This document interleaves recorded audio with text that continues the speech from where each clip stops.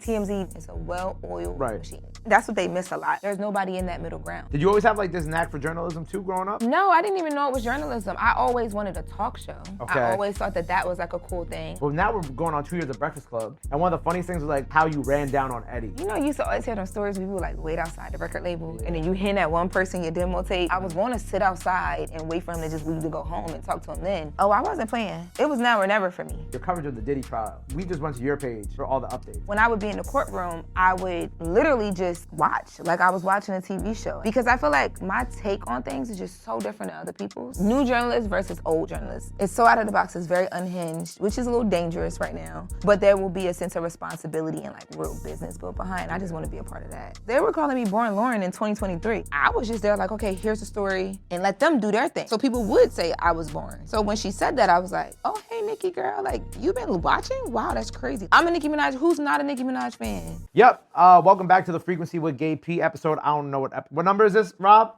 5, 6, one or the other. A show where I just invite really dope creatives, artists, etc., who I think are really interesting and just have like cool conversations. Well, we already talking, but I have the incredible Loren Lorosa in the building. Thanks for having me. We've already been yapping for like at least like 15 minutes off camera. The whole know. time I'm thinking, I'm like, we gotta record some of this. Wait till people see me with the On the Radar in the background. They're gonna think I'm finally dropping that mixtape. I know. I mean, you and Jess already got the song out. You might as well. You know what I'm saying? Mm-hmm. And Billboard talked about us, so it's real. And it's real. I ain't gonna lie. We gotta make it happen. Let us record. On the Radar would be crazy. I ain't gonna lie. Let's get Jess in here, right? We'll get y'all to do the song together on the radar. That would go immediately viral. I feel like that moment came and went. It did. We would have had needed it. Why we didn't think of that? We would have needed to do that, right? That would have been fire for real. That was like that. It was funny because like when I seen that too, like that was something I was gonna bring up later on in the interview. But since we're talking about it, like I was like, how the hell did they record this? Because like I'm like in the back of my mind, I'm like watching the music video and I'm picturing like, did they just record this in the Breakfast Club studio with like Brandon or somebody behind the boards, like cueing them in, like recording it into the Vox Pro, like. Was that how it was recorded? It was literally our camera guy, Nick. It was Nick. Nick helped us figure out like the shot list, like all the shots.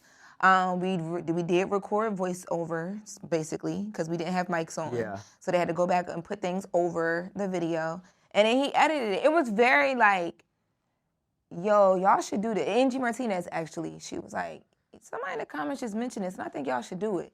And then the next day we was at work like, all right, bet, we doing it. Wait, so it was Angie's idea at first? Yeah, well, to be fair, there was a random person in the comments. She had posted a photo of me, her, and Jess at this Women's History Month event that Thea had. For those who don't know, Thea is, she is all things... OG boss, Yeah, OG boss at Power 105.1.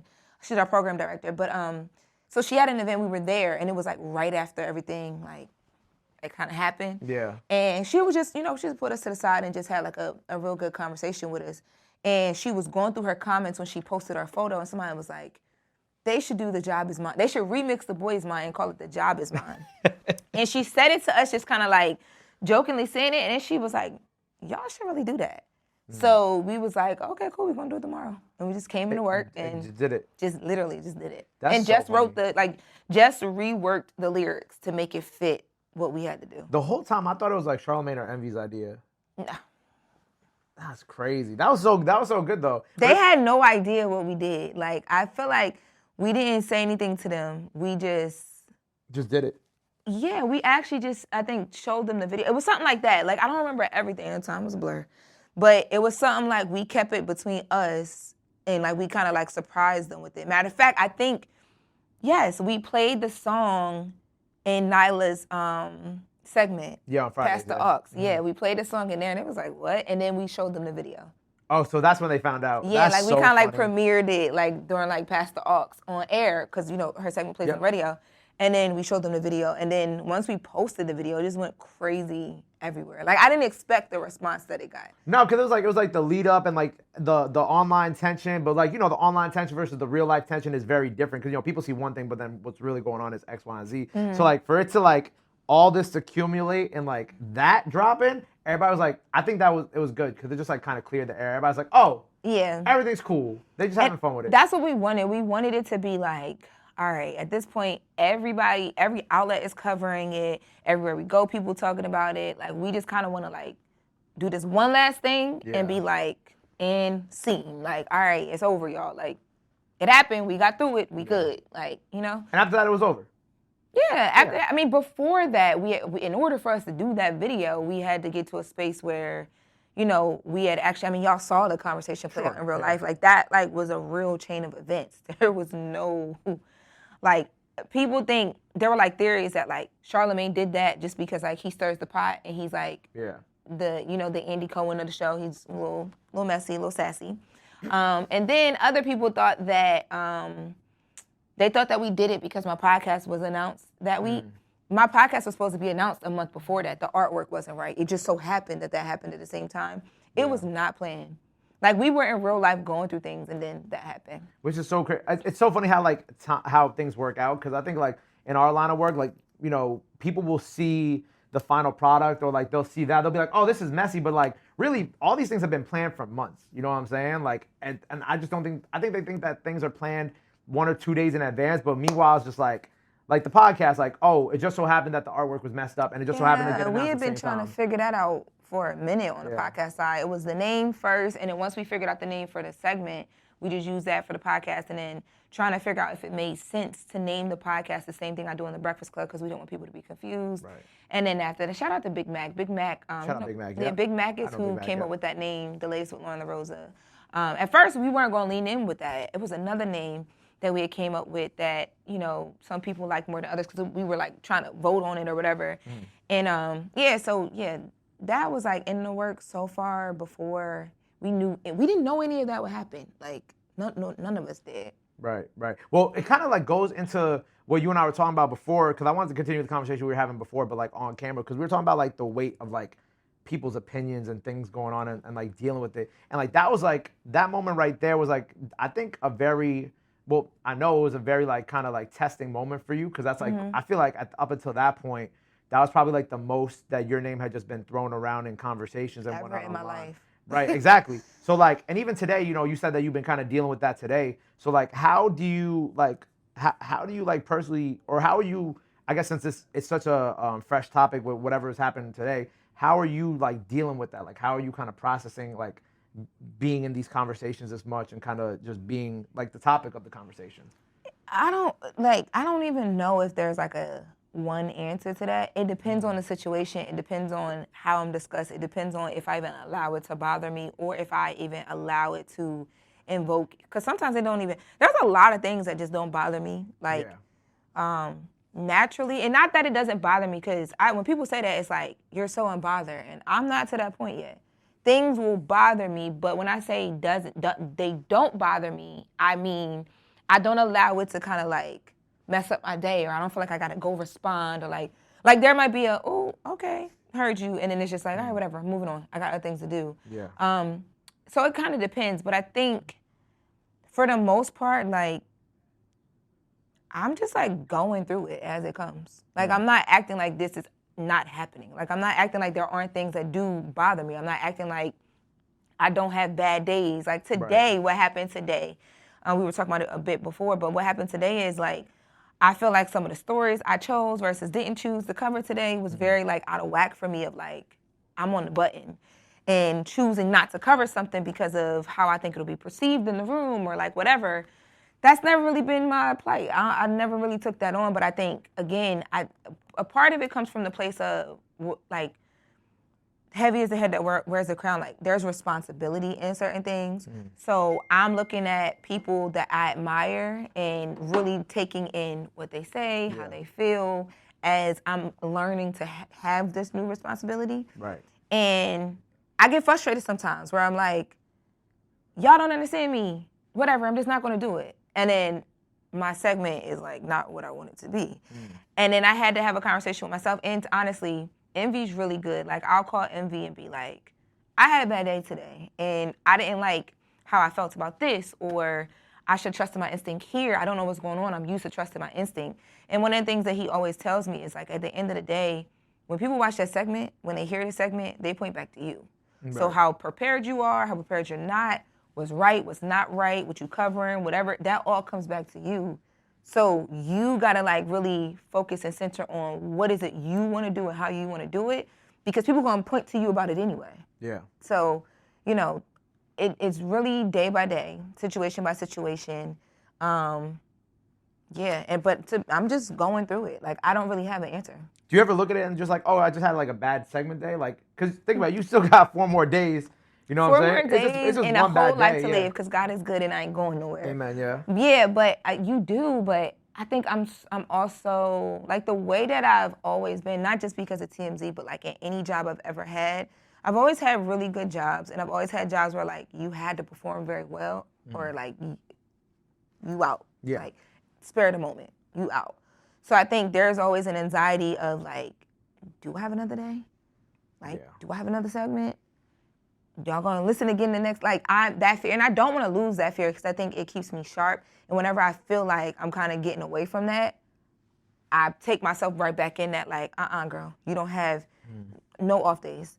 But realistically, that's not realistic. Like, it happens. So I think because of how I've been trained through other jobs that I've had, whether it was like, corporate marketing or like whatever, TMZ, all these things, it's rough to, in real time, allow yourself to be like, tomorrow's another day. For me, it's like, tomorrow's another day, but today was not good. And I don't like that today wasn't good, because I know everything I could have done to make it better, and in the moment I didn't. Why was my decision making like that? Like, I start to like really break down all these things. You backtrack. Yeah, everything is like very, I'm always trying to get to the core or the why. Yeah. And sometimes when I do that to myself, like I'm basically interviewing myself, you can't answer those questions all the time. And even if you can't, there's nothing you can do about it. Right. So it puts you in a space of like how I came in here today, like, I had a bad day. I'm pissed I had a bad day, because my day didn't have to be a bad day. She came in here dripped out, but was like, I had a bad day. Oh, yeah. I mean, I'm always cute. Of course. Yeah, you know what I'm saying? The outfit's going to give fit, but it might no not pockets. No pockets. Just me, my I don't even remember the name of this brand, my Milano Di Rouge. Like, I'm going to pull up, but where am I going to be in my head too much? That's what it is. Yeah. I've been in my, I keep getting in my head at times, and I don't like that feeling. Yeah. I've been working on like, I can relate to that, because I try to work and get myself like out of my head. Like, I definitely struggle with that a lot. Like, Rob can attest to that. Right, Rob?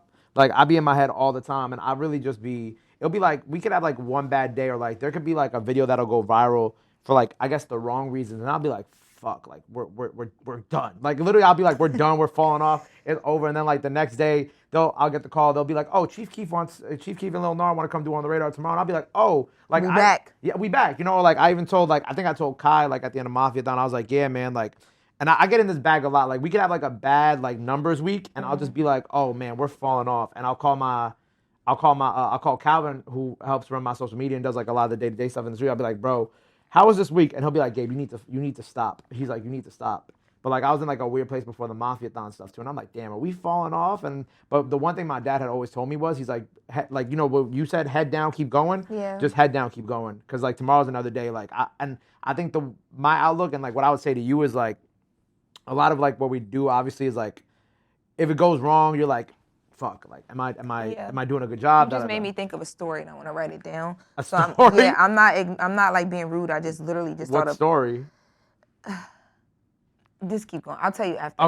Okay. I don't want to give it, and then, because when does this come out? It will come out in like a couple weeks. Oh, okay. So you just made me think of, it has nothing to do with what you're talking about, but you telling me head down, do the work, made me think of a conversation I had with somebody. And at that time, when I was having a conversation, I was reaching out to K. Michelle's team, because Andy Cohen just said she's going to be on Real Housewives of Atlanta. Okay, yeah. And I'm like, dang, the last time I had the conversation, I was working on this story, and then I stopped. Let me write down so I can remember to go back to it. Okay. Okay. No, but yeah, the point of the matter is like, put your head down, go for it, because like, you don't know, like, I'm gonna talk about like your coverage of the Diddy trial a little bit later in this conversation, but like, imagine like, something happened with the Diddy trial, like that's like super, I don't know, out of left field and extremely important in the next couple days. Right. And what you're doing whatever happened today isn't gonna matter in 3 days from now, because you'll cover that portion, and very good chance, as you did such an incredible job covering the whole trial,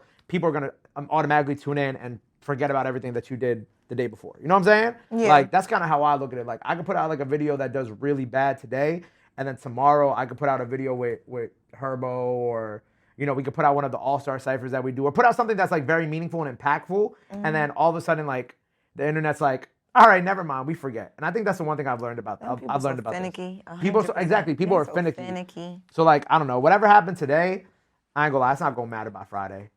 Like, Thank you. I got you. It's literally not gonna matter by Friday.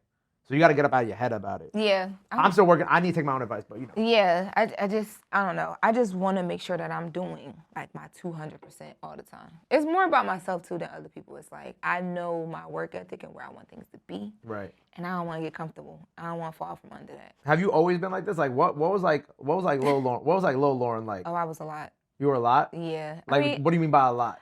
I'm just, you know, I take pride in achieving. I think because I'm the oldest out of me and my brother.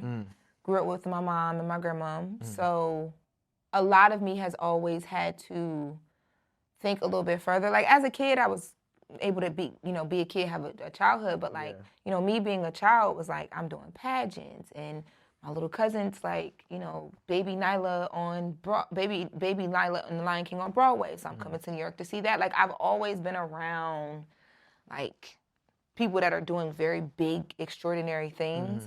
So I don't really know how to just settle into something and just like, oh, just go with the flow. You know what I mean? I've always had to like think far, but think big, but also not be content. And I think it's a great thing to have, but what I'm learning is that I have to learn, like you said, like tomorrow's another day. Yeah. For me, it's like, yeah, tomorrow's another day, but you messed up today. So like, but those and it's because a lot of times too, like the way I was as a kid was like, you know, my mom was really big on you taking responsibility for your own actions because ain't nobody going to come and save you. So for me, it's like, if nobody's coming to save me, I got to know how to save myself. And I've always been like a hustler that is like saving herself. So a lot of that too is like an internal battle of like, Loren, you messing up. Ain't nobody going to come save you. If the rug come from up under you today, because you can't get back to the consistent, like whatever the case may be. If that were to happen, it's all on you and you got to take that. So I'm like fighting against myself sometimes and thinking about things that aren't even happening because I'm trying to make sure they don't happen because also I'm used to having people depend on me. Like I'm kind of like second, third parent in my household when you grow up where like my dad's not around for a large part of my life. My brother's dad is there, but like him and my mom aren't together. So it's like, yeah, everything you do, your brother, it depends, like, you're almost helping me raise him. So I've always had to be that, like, you don't have time to mess up at all. Right. Did you always have, like, this knack for journalism, too, growing up? No, I didn't even know it was journalism. I always wanted a talk show. Okay. I always thought that was, like, a cool thing. I had an aunt that had a talk show, my Aunt Phyllis, who's also my godmother. So I grew up being on set with her sometimes, too. Like, not that I remember, but I have videos of it. But I just always thought that it was cool. I always did want to do entertainment-ish things, but modeling was my thing. I was like, oh yeah, I'm going to be Naomi Campbell. Like you can't tell me I'm not the next Naomi Campbell. And then people were literally telling me, no, you're not going to do that. So I was like, all right, bet I'm just going to get lit, and then y'all going to have to put me on magazines and put me in fashion shows. And so at what point did like the modeling stop? It actually has never really stopped. I think even right now, like we're working with brands, a lot of that comes in. Right. But I think it stopped being my main focus because I've also always just been into storytelling. So like growing up watching TV shows, I used to always want to be in the TV shows. Yeah. And I used to write poems and like all these things that I was like, I'm going to turn into a movie. So I think when I got to, was it my senior year of college? It might have been the first year after I graduated. I had moved to LA and then I had to move back 6 months later, like right when I graduated. Yeah. So then that year after, I just kind of got to a point I had saw Rihanna, Iman, and Naomi Campbell on the cover of W magazine. Okay. And I was like, how the hell did Rihanna get on the cover with like she's a singer. How is she on the cover with like the biggest supermodels in the world and it's couture? The couture world, you know, it's a lot more open now, but it's still not where it should be. The couture world is very difficult. Getting on couture runways, you know, in those fashion houses, like they just not like opening the floodgates for you. So I'm like, oh, it's because she's Rihanna. So I remember literally sitting and talking myself through the strategy of like, all right, you came home from LA, but this time when you go back, the goal is to get on television. How can you do that? And I was like, I'll go and I'll act. But I've always had a knack for like, what's next? Like, what do people want to know? Storytelling. And if you're telling stories, like, what comes next naturally? And that kind of turned into like breaking stories and interviews and just having a natural, like, inquisitive. That's what I mean by like, I was a lot as a kid. I was always like, wanting to do things, wanting to know things, asking questions. But I was raised in a way that, like, if you're in a room and you need to know something, you ask. You open your mouth. You don't sit anywhere and just act like you don't know how to think through anything, because it's a missed opportunity. But also too, like, as a woman in this world, you have to figure some things out. And if you don't figure it out, who's gonna do it for you? Right. Closed mouth don't get fed. Yeah, so I think all of that kind of just, I never knew the word was journalist. I was just like, I want a talk show. And I loved Wendy Williams. Like, I used to listen to her on the radio. Yeah. I wanted to act as well. Like, the world of creative things have just always been. And fashion was in my household. My mom was a designer. So it's just always just kind of been there. Yeah. It just carved out its own focus lane when I started working for TMZ. Yeah, no, I feel like, it's funny. I feel like a lot of our stories, people who work in media, we always wanted to do something else. And then somehow we just always get drawn into media. Like, we always knew we were supposed to do something in music or journalism or entertainment. Yeah. And then we just kind of like... Because it all come together, because you're at the station. Yeah. But I was at the station since I was 19. Yeah, but originally, like, you went into the station to do radio. I mean, I was doing radio at St. John's, and then that's where Angie found me. Okay. And then I went from St. John's there. But like before that, I was playing like instruments. I was in like a band when I was a kid too. Like, you wanted to be a musician? At some point, yeah. Wow, I wanted to go to I wanted to become like go to college for like producing music. And then I went to St. John's, and then I just found radio, and I was like, oh yeah, I like this, and then I stuck with it. But you see how like it works out where like this is the perfect intersection. Yeah. Like, you being a musician, you understand the feeling of music and passion. That probably helps you find the artist that you really believe in. Yeah.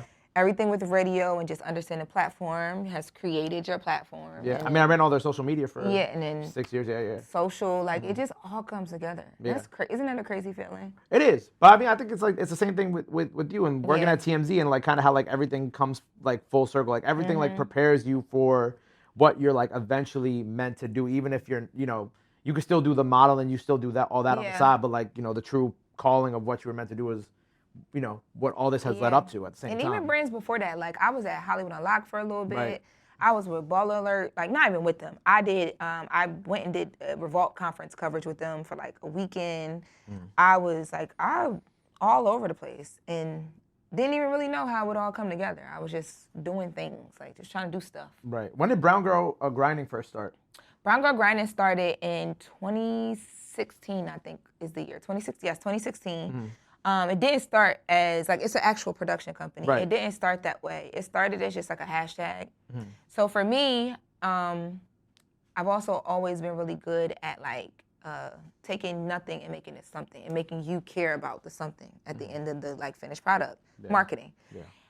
So I went to school for that. I got a degree in marketing, and when I was in LA, when I moved there the first time, I met with this agent, and he was, just being really honest with me. He was just like, look, we can send you out on a couple auditions and, all the things, but in the talk show space, most agents don't want to sign people who want to be personalities or talk show hosts because there's not a lot out there for them, especially for you. And I was like, what do you mean by especially for me? And he was like an older Asian guy. We had met a couple times, and he had a daughter my age. So he used to, I used to call him and ask him certain things. So when he said that, I'm asking, and he's like, think about what women that look like you, like what black women do you see in the talk show space on the mainstream? Like, you're in LA, so this is the mainstream. Like, who do you see? And at the time, I could only point to Wendy Williams. And he was like, yeah. So, like, I don't even have a group of clients to even pitch you to. They're not looking for you. And I was just like, oh, okay, cool. And I left there, and I was like, if they're not looking for me, is it that they're not looking for me because, like, they really just don't want to see me? Or have they just not come across me yet? Because I've always been a believer of like, if you're good enough, somebody's gonna figure it out for you. Or you're gonna figure it out for yourself, and people are not gonna be able to ignore you. Yeah. So I just started hashtagging Brown Girl Grinding because I was vlogging. And my vlog was all about my grind, trying to just not give up on LA because I was so broke and just trying to figure it out. Yeah. I just started hashtagging, and I used brown for the color of my skin because I'm like, all right, well, if nobody wants to lean into this because you telling me you can't make no money off of it, I'm going to be the explosive one to lean into it. Yeah. Because everybody was like, don't do certain platforms. Don't work for this. Don't work for that. You don't want to be the black girl, like the black thing. And for a long time, I thought that was real too. I was like, yo, if I go work for like a black outlet, I'm going to only be able to do certain things. It'll pigeonhole me, whatever. And then I realized that was bullshit. And I just leaned in. But now it's a production company. So the last thing that we did successfully, and kind of like one of the first major things under the company was the Car Queen show with Miss Mo Money, who was formerly of Love and Hip Hop. We did like a trial run of like shooting her like first like pilot, I would call it like a pilot season. And then we got it on Tubi, and like now she's trying to figure out her second season. But my goal for the company is to do that. Like I want to be able to like help other women like me and people like me tell their stories, and I want to produce a bunch of stuff for myself as well too. It's just figuring out the time now. Right, because now you be producing their stuff, your stuff. You got the Breakfast Club. I don't have it's so much attention to detail when doing all this stuff. So have you been able to build that team around you yet though? Not for Brown Girl Grinding yet. Okay. But as far as me personally, yes, and they do help out with Brown Girl Grinding stuff. But I need producers. And people I can trust too, because that's the biggest thing. I think because everything is so new for me, I just be going through this thing of like, your reputation is everything. People hear about you before they actually get to meet you and experience you. So I just want to make sure that whoever I bring on a team is somebody that like cares about this and what I want our focus and our mission to be just as much as I do. Yeah. And that's a little scary. It's terrible. I ain't gonna lie. The one thing I feel like I've personally learned from building a team is that like everybody just kind of like, everybody who's meant to be there just comes around naturally. That's what I'm waiting on. You don't interview them. Like everybody who's here with me today, they just kind of showed up one day and then they never left. Yeah. And then I was like, all right, cool. And then what I've realized is people who I've interviewed for positions, they just never fit the bill. They never pan out. That's why I'm not really tripping. What I told myself after we did the Car Queen show, because I felt like, although it was amazing that we got it onto Tubi and I really believe in the idea, I was like, man, if I had like a lit team that could have devoted more to like the after process of it, like letting the world know it's there and marketing. All of that. Yeah, marketing. And then just also like, preparing for the second season. If I'm a part of the second season, I had to, say like, hey, I want to be more of a consulting producer on this because I don't have the time to devote. I know I can't balance everything that's going on right now. If I had that team, I'd be able to do that. But I do want people to naturally come around. So my plan is to just this year, going into 2026, is to just do things for myself. And then allow from that me to naturally meet the team. Yeah. Like I have a digital series that I've been writing for a few years, just based off of like turning 30 and living in LA and experiencing things for the first time. Just a couple things I want to do. Were you 30 when you moved to LA? No. Okay. When the first time I moved to LA, it was right after college. So I probably was like 22, 23. Okay. Yeah, and then I left, went back again. I think I was at TMZ. My first year at TMZ, I was like 25, 26. Okay. Yeah, so being 25, 26 years old, being in a newsroom and then on a tour bus, because that's how I started at TMZ, and then transitioning into like, I'm an adult now, and then you become senior in your role. You become a bit more confident. Just certain things, not even just work-wise, but just in life. Like I remember the first time I went into Trader Joe's. Like, you remember that? Yes. Why? That's so specific. Because it was so crazy for me. Because like, I come from like, and I remember the first time I found out how bad canned vegetables were for you. Like small stuff like that people don't think about. Yeah. But like I remember it because for all of my life I've been raised this one way. Like here are the grocery stores you go to. Here's what you can afford to do because I grew up in the city. So it's like, you making ends meet. I literally remember moving to LA and being in Trader Joe's and being like, oh, all this stuff is fresh. This is so different than my neighborhood. And that being such an eye-opening experience for me about like just, privilege and people talk about food banks and all that stuff. Like that hits me so differently because I remember having to also call my mom and my grandmother who were going through health things and being like, y'all can't eat this anymore.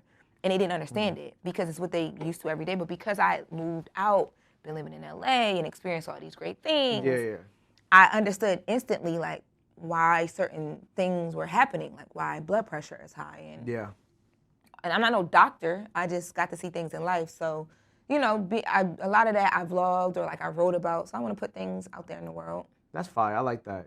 So you were at TMZ like pandemic time then. My math is right. Mm-hmm. So what was like? Because that's crazy. Because like what was like working there during the pandemic like?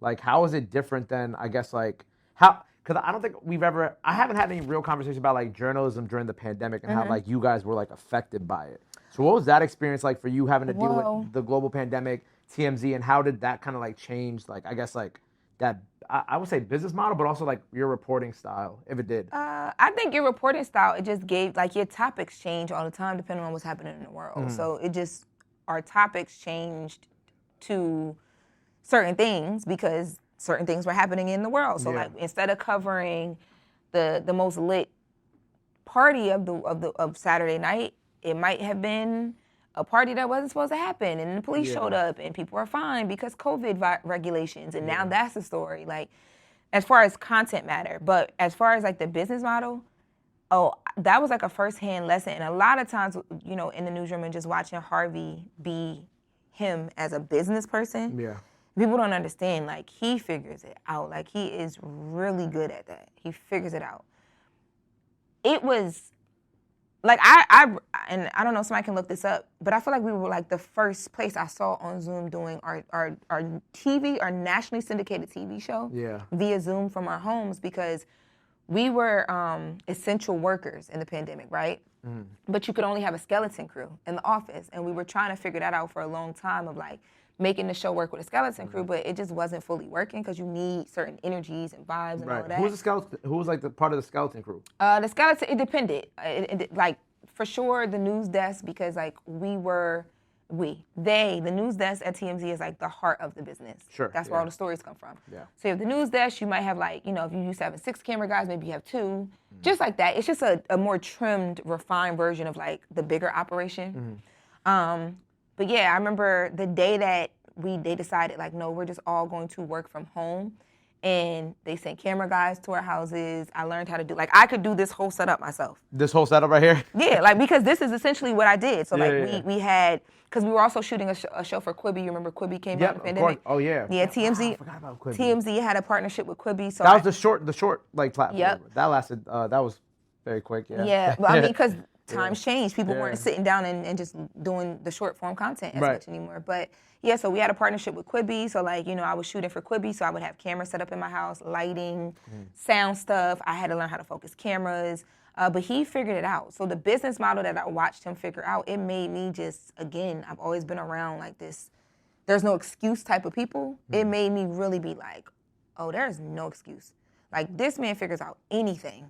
You're not going to stop his motion at all. Yeah. And that's just what it was. So the vehicle kept moving. I respect people like that.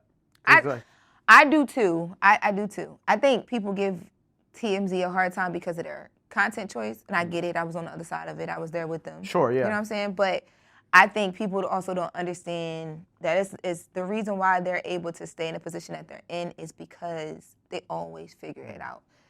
And I think that's why too. I'm the mantra that I have for myself of like, no bad. We can't afford a bad day. Yeah. Because when you're trained in a newsroom like a TMZ that is telling the world things first, human error happens, but human error can mess up your business. Sure. Like, I can't tell you somebody died and they didn't really die. You're only gonna believe me, but so many more times after that. Yeah. You know what I'm saying? So, you know, watching those type of things up close, like figuring it out mid-pandemic or beginning of the pandemic when no one knows what to do or how to do it or those type of things, it builds you into like we gonna figure this out type of person. Well, the way I look at it's funny because the way I look at TMZ and like kind of like, you know, because everybody online is like, oh, well, how do they get this information? Like, especially like when Kobe passed, like, how do they know this? How do they get so fast? Like, this is crazy. Like, you know, TMZ gets a lot of flack for reporting people passed away super early on. But the way I look at it, I guess I look at it from a different perspective, obviously being in entertainment. I'm just like, well, if it's not them, then somebody else is going to be somebody else. I say that a lot. You know what I'm saying? And I say I'm like, a lot. If it's not like, sure, you're going to get the flack for reporting on it first, but somebody's going to be the first one to do it. But that's what be messing me up a little bit because I've always been trained like that. And then you get to Breakfast Club where it's like, yeah, but like, you got to be a person too. And I'm like, oh, shoot, I am a person. You're right. And then it's like, I have this mental battle of like, yeah, but if I don't, am I falling off? Like, am I not doing what I'm supposed to be doing? Find that middle ground. Yes, the middle ground has, and because also too, I don't have anybody to point to. Like, I don't have, and that's why I left TMZ. One of the reasons why I was so like, I'm gonna be good when I leave, because I looked at the space and I'm like, there's nobody in that middle ground. Like, there's no person that is personable, but also when I tell you something, you believe me. And you know, like TMZ is. You saw the gap. You saw the gap, and you want to fill it. Yeah. I think TMZ, that's what they that's what they miss a lot of. Like, there's no the person and the human is not there. It's a machine. It's a well-oiled machine. Yeah. Which isn't a bad thing either. No, it's good. It's all about what you like. like. Their business. Yeah, exactly. It's good for their business. It's not to shit on them whatsoever. I never have anything bad to say about them. I have had different experiences there, but right. Yeah. At the end of the day, I always keep it like very. That was like one of the best things that I could have ever. That was one of the best jobs I could have ever done in my life. Because it prepares you for anything. It was the boot camp I didn't know I needed. Yeah. Like, period. That's why I say working for Angie was like, it's like the boot camp that you didn't know you need. You have no idea when you walking in. At all. But baby, when you leave, you're like, nope. When you leave, yeah. You can't get around me. I go out. Nothing y'all say or do can bother me, bro, because I've been through the boot camp. You know what I'm saying? I've been through. I had all the tough lessons, the mess ups, the everything, the almost like, you know, the when we were talking like the moment that you feel like you're gonna lose it all. I had that when I was 19 working for her. Like I've been there before, so like nothing anybody does anymore can scare me. You thought you were gonna lose it all at 19? I think I did something stupid. I know what you mean. When you work, it's like new and like you're messing up, and it's like the worst day ever. Literally the worst day ever. Yeah, like, I get what you're saying. I've had that. Or like when I did like overnights when I first started radio, like nobody's really listening on the overnights, like except like essential workers or things like that. But like, you know, you mess up one talk break on air. And like I'm just sitting there with like my hands in my head like this. Like I'm like oh Lord. I'm like 26 at the time. I'm like 26 at the time. I'm just there like this, like, oh my God, my life is over. But like, it's fine. It's not that big of a deal. But when you were at TMZ, you also mentioned like Van Lathan was like a big brother to you, right? Yes. What was that dynamic like? My first day in the newsroom, Van was just like, "Hey, what's your name?" And he was the only person that asked me that. That Really? wasn't a PA also. Okay. Because I was a production assistant and I was also doing the tour. No, this before I was a production assistant. I was just a tour guide. And outside of the other tour guides, I mean, people were cool here and there, but like the tour in the building or like the car? I wasn't driving the bus, but like there was a driver and then it was me in my seat. I could take you through Hollywood on all the stops of my tour because I know the script like the back of my hand. I'm crying because we were driving through when we had to drive to like Kai's mansion every day. Me and Rob used to get, well, not the TMZ bus, we used to get stuck behind all the Hollywood tour buses. Yeah. And we used to be pissed because they'd be driving so slow. Yes, because you got to slow down and show the people stuff. And then your tour guide, I was a tour guide, has to talk you through moments. The difference with the TMZ bus was, though, you had to hop off if you saw somebody and talk to them. Van was actually really instrumental in the TMZ tour. Like, he was, like, very, like, him and the team, they created the tour. But yeah, when I came in, Van was like one of the first people to like actually be like, "Hey, how are you? Nice to meet you. I'm Van. What's your name?" And of course I knew who Van was, so I was just like, "Oh, okay, this is fire," you know? But then that slowly evolved into like, I was kind of going through the same thing there. It's just being in a new room and understanding a new room and understanding the brand and kind of how you mesh with the brand and, you know, everything you know you can bring to the table. How do you make it work where you don't have too many off days? It's like you always hitting that because now you found your synergy and your flow. Right. So I would talk to him about those type of things. And I remember when he was doing his podcast with TMZ, he just had me like sitting in the back of the room. Like, you know, there's like the voices off camera. Yeah. He would have me in there sometimes and people just started kind of taking a liking to me on the podcast, but they didn't know who I was. And I remember one day I got in trouble for being in the podcast with him because, like, I wasn't supposed to be. And he, like, you know, fought for me to be able to do it some days. But why would you get in trouble? Just because at that point, like, TMZ, you know, it was just a place where you had to work for everything. Right. So you're not no new person, no new tour guide, no new PA coming in and sitting in on a podcast. Yeah. No, you're out here doing what we need you to be doing, whether it's running to, you know, wherever and dropping things off or whatever. Like, you got to really put in the work to be able to do certain things. Like, sure. Even on the show, you only got on the show as a tour guide if you ran into someone and the clip was good.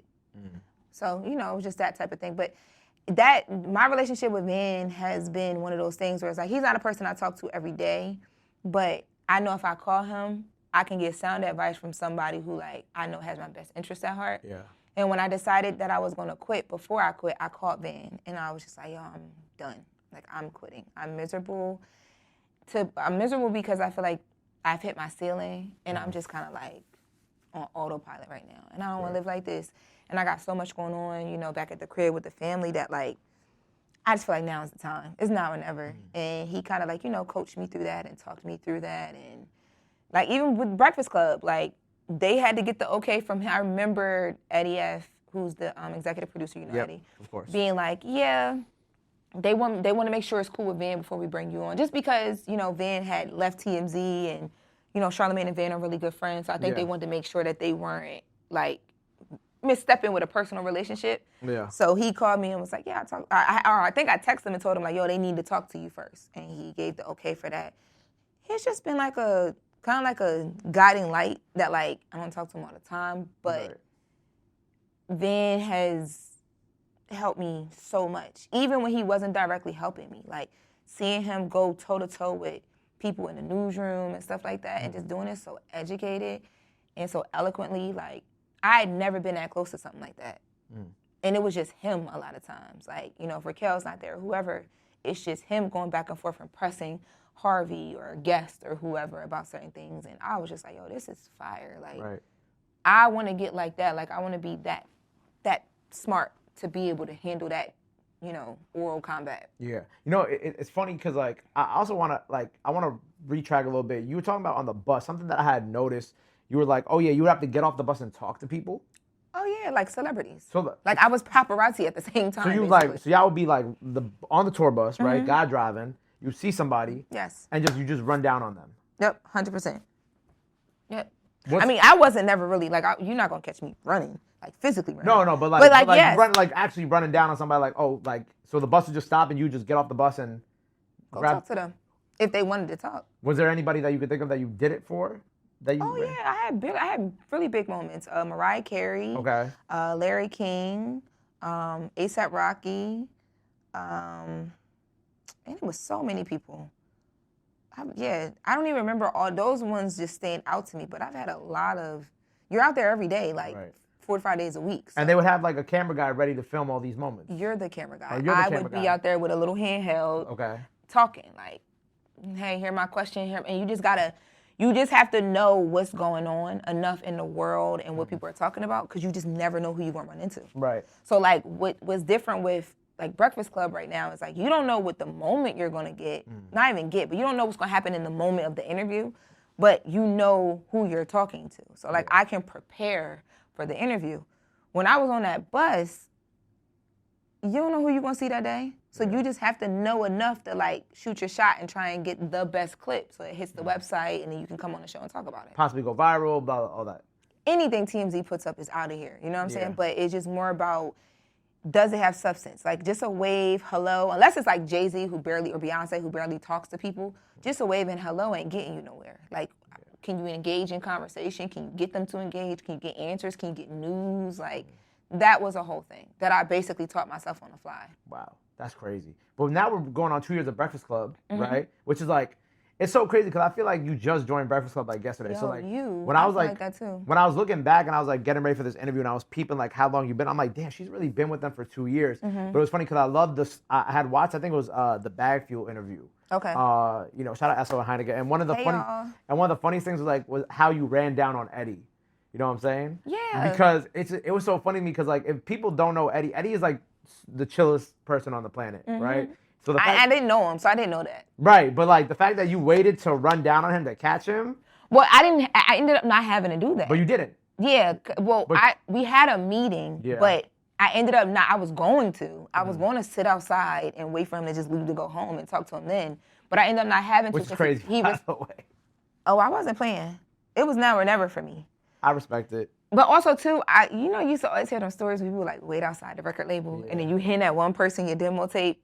For some reason, I've always wanted to have my career be like kind of like how music artist careers See, are. that's kind of scary. Somebody did that the other day here. They waited outside a rap to me at like 11 p.m. at night. We're just See, I'm not 11 p.m. at night. no, I know you're early Yeah, morning. I'm not. Either way, shit is scary though. I didn't think about it like that. Because if somebody running down on you, it's not like 10, 20 years ago where like you can run down and you're like, they ain't gonna do nothing. And yeah, I understand. You know now you got platform and you have all this stuff, so you know what's going on. Well, just in general, but not just me, but just like in general. Like yes, obviously, but also it's like just getting ran down on outside is just kind of like nowadays is way more scary than I guess it would have been. You know what I'm saying? I didn't even think about it like that. To be honest, this is the first time I probably ever thought about it like that. Like, I would have scared him. Like, especially because he just be chilling. He be chilling, you know, yeah. But I ended up not having to do that because he ended up responding to we had a mutual friend. Well, my manager and him had a mutual friend. So he ended up getting back to her. So I was able to like have an actual meeting with him. And once he met with me, we talked for like 2 hours. I was like, oh, he's from Philly, I'm from Delaware. This gonna get me somewhere. I haven't met the guys yet, but this gonna get me somewhere. You already knew the Philly Delaware thing? Yeah, I'm like, when I left, I was like, my mom was sitting out in the car. My mom sat outside in the car the whole time. Really? Got back in the car, my mom was like, how did it go? I was like, oh, he loves me. I'll be on the Breakfast Club in no time. I had no idea whether he liked me or not. That's crazy. So like reflecting back on as you think back on these 2 years, right? Like what runs through your head now? Like just thinking about like the wins, the losses, everything that you've done over these last 2 years. Are you also like living in these moments too? Because I feel like just us talking, like we're very similar in the sense of like we just go. We go. Yeah. We don't get to like internalize these like wins or these big moments that we have. Are you internalizing these things? Are you like realizing, are you living in these moments at all? Or are you just kind of like, no, I don't think so. I think I have like quick seconds of that where like I'll be in an interview and I'm like, oh shoot. Yeah. I'm really here. I'm at the Breakfast Club and I'm doing this. But not really. I don't as much as I want to do that, I think that's something I still haven't learned yet. And I think when I get to that point, maybe I'll be able to like kind of block out noise a little bit better too, because I'm very grateful like for everything that's happening. But I don't think that I fully feel everything that's happening. And I don't know how you even begin to, I'm just so used to things not being about me.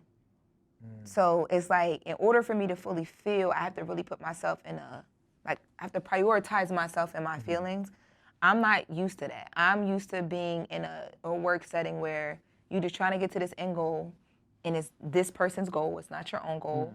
And you show up, you do the job, and you do it to the best of this person's direction and what they expect from you, and then you go home. It has nothing to do with you. But like, I think you gotta like think about it. Like, it has to do with you now, because I'm learning that, but that's what you was experiencing in real time today. Yeah. Like in real time, every day, I'm just like, okay. Because you had mentioned that you thought it was always gonna be somebody famous who was gonna take that seat. You know what I'm saying? 100%. Like that was already famous. Yeah. And then when you got the seat, obviously it comes as well, like Jess got the seat. Oh, Jess got the seat, right? And then eventually you come along, and when Jess was on maternity leave, right? Correct? And you're filling in. And then obviously everybody starts taking a liking to you. The events played out how it played out at the beginning of this interview, like we spoke about. It's like, but now I feel like you're in a place now where it's like everybody knows you now. Like you should be able to enjoy that at the same time. What would enjoying that look like? Well, I feel like, so when I was getting ready for this interview, I was going through like some of your podcast stuff and some of the interviews. Obviously, like I watched the Backfield stuff, and I feel like, I don't know if you read the comments on some of them, but like I see so many people. I mean, I don't know how old they are, but like that are in these comments of these interviews that are talking about how much they love you, how much they relate to you, how much they appreciate your journalistic integrity and your ability to like go through these topics that are tough or through these trials and whatnot and deliver information to them in a proper, concise way that they can understand, that's digestible and that's like also respectable. You know? Yeah, I mean, of course, and I'm outside a lot. Like you are outside. I'm not like in the clubs and all that as much anymore because I be with my man. But I'm outside a lot in the sense of like I do host parties, events. I run around with Envy for the HBCU stuff a lot. I love speaking that stuff. I like people. I like live audience stuff. Yeah. So I hear it and I see it in real time. But I don't know if I begin to enjoy it only because one of the biggest things that I've been telling myself every day since everything has took off the way it did, I don't want to get so comfortable not even comfortable. I just don't want to I don't want my head to blow up to the point where it's just like, all right, all the lighting off, wear my sunglasses, Like I don't want that. And I feel like that is very distracting from like the job I do. Right. And then also too, you want to stay grounded, essentially. Yeah, like I just think that that's like very like, ugh, as a person, it's just like, ew. Like, but I don't want that to distract me from having to do the work, because if I ever stop doing the work, then everything else goes away. Yes, like my job is literally predicated on how well I'm able to do my job and deliver.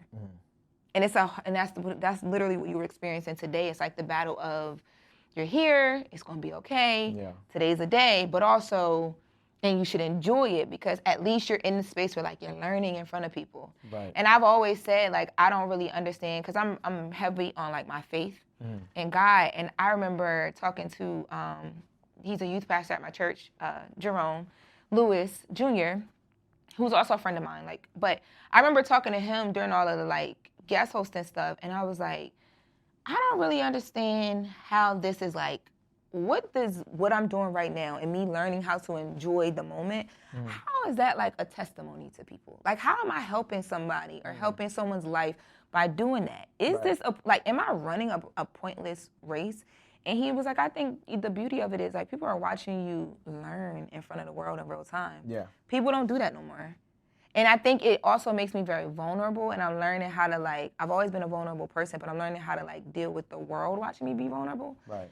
But I also think that's where like that relatability comes from, because nobody has it all together. Yeah. So when you ask me things like, are you celebrating it? I'm like, I mean, every day is different. Maybe I am some days. Like, maybe I'm not. I don't know how to answer that question, because I don't want it to be like I'm celebrating it so much that I forget that vulnerability aspect, or that, I don't have it all figured out aspect. Well, you said you when you were talking to your pastor, you were talking about like running the race, and like if what you're doing is like impactful and meaningful to other people. But I'd also go and say like, I think that you're inspiring like a lot of young brown girls as well, you know what I'm saying, who want to do what you do, want to be journalists. And I think, we talk a lot about like journalism in 2025, 2026, and kind of like, the lack of like proper journalists that there are. Yeah. And I think that like what you're doing is extremely important, especially to these young girls. And, you mentioned going to like the HBCU tours, but Envy, like going around and just kind of like touching these people and doing these live crowd events and whatnot, like, and speaking to them, like, I feel like that you're doing a lot more work than like sometimes you perceive that you're doing,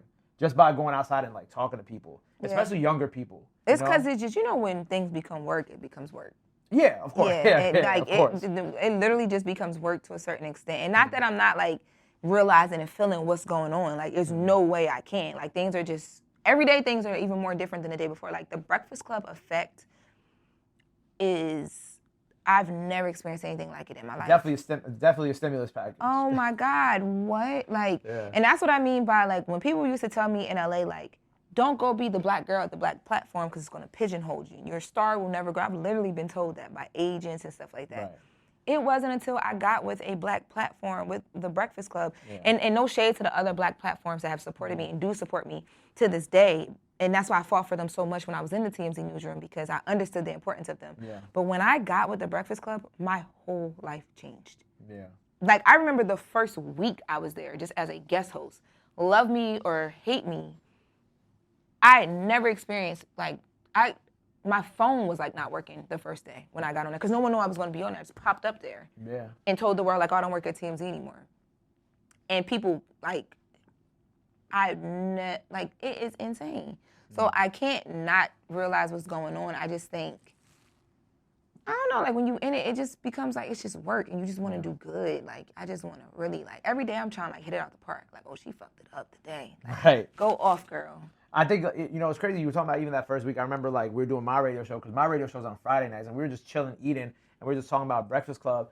And I remember we were like, we were talking about you, and I was like, I ain't gonna lie, I really fuck with her new segment. Like, I forgot what was going on at the time. Something was going on at the time, but I'm like, damn, like, I'll be watching this and it'd be keeping me up to date with like what's actually happening. And one of the other, I think it might have been DJ. I think DJ Will still my DJ at the time. He was like, nah, yeah, like I mess with the segment a lot. And like, I guess like that like goes to attest the first couple weeks, like your phone not ringing and. Yo, I was freaking out. I'm like, y'all listening to me? I'd be like that with the podcast too. Especially because, again, we're just newly building video, Loren Lorosa TV. But I'm new to the video space, so everything is like audio, and we're doing really, really well on the audio side. But it's that Breakfast Club stimulus package. Like, it's like the cheat code. But I go out all the time and people talk to me about the podcast so much. Really and I'm amazing. like, you're listening? Like, because you're recording in a room, it's just you. Yeah. You don't feel 5 million downloads. Like, yeah. But with the podcast, like the latest with Loren Lorosa, Black Effect podcast out now. Yeah, shout out to Black Effect. This is like, obviously, you know, your first podcast under the Black Effect. Like, what have been like some, you know, you mentioned just talking to the camera, talking just, because it's just you on the podcast, Yes. right? Mm-hmm. What has been like, what have you, like, what have been some of the challenges for you to overcome? Because you mentioned, like, even turning it to video has been, like, something that's been really new to you. Because, again, you're kind of just, like, talking out into, like, the ethos. Yeah. And hoping that people are, like, receiving the information and listening. Because it is kind of like, what you're doing is kind of like radio, where it's, like, you're kind of just, you're talking to them and you're kind of just being their, like, companion in whatever short period of time that the podcast is or whatever. So what has that kind of experience been like? Because it is something that I feel like is new for you as well, too. Well, I think it's a very much like you do the work, you film the content, you drop, you repeat. Like, that's an easy strategy because I was always, like, on YouTube, I've always been a vlogger. Yeah. So I understand that. But I think it gets different when, like, the amount of people watching goes up or listening goes up and you start feeling like you want to try and not even cater to people, but you just want to make sure everybody getting what they need when they come. Right. And that has been a very different experience for me because at Breakfast Club, it's like their audience is like their audience. And they can talk to you about I'm learning every day from them what works when I'm doing stories, when they hate stories, I'm doing stuff like that. With the podcast, it's just me. So, and I don't hear people. So in the beginning, I remember I used to be like, what if I'm doing these stories and don't nobody even want to hear these stories? Like, it was surprising me that, like, I would do certain stories. Or another thing I went through, and shout out to Jess and Charlamagne, I had a conversation with them about it. I'm like, yo, I'm being too personal on the podcast. Like, people don't want to hear about me. People want to get to these stories and get out. And Jess was like, no. Like, it's your audience. Yes, they want the stories and you should deliver those, but they want to hear your opinion. They don't always get your opinion here. They want to feel like they're on a journey with you. Like, you're so good at taking people with you. Like, why would you stop that? Charlamagne was like, yeah, that makes no sense. Like, Wendy did that. Like, Wendy had the story and here's what she heard, but she's telling you where she's at while she was there, who she, like, it was, you were her bestie. You were, you know what I mean? Even on her show, the Wendy Watchers, like, how you doing? It was just her co-hosts were her audience. And when I had that conversation with them, I'm like, okay, I don't feel bad about making things about me a little bit. Because I used to feel, the podcast really used to trip me up with that. Like, how much do I make things about me? Because this is the first space that I ever had that is mine by myself. So that was a learning lesson as well, too. And then just the consistency, because it's a daily show. So now I'm to the point where I don't care where I'm at. We'll bust out a mic right here and record a podcast episode, even if it's just audio, because I got to get something up and I got to get something going.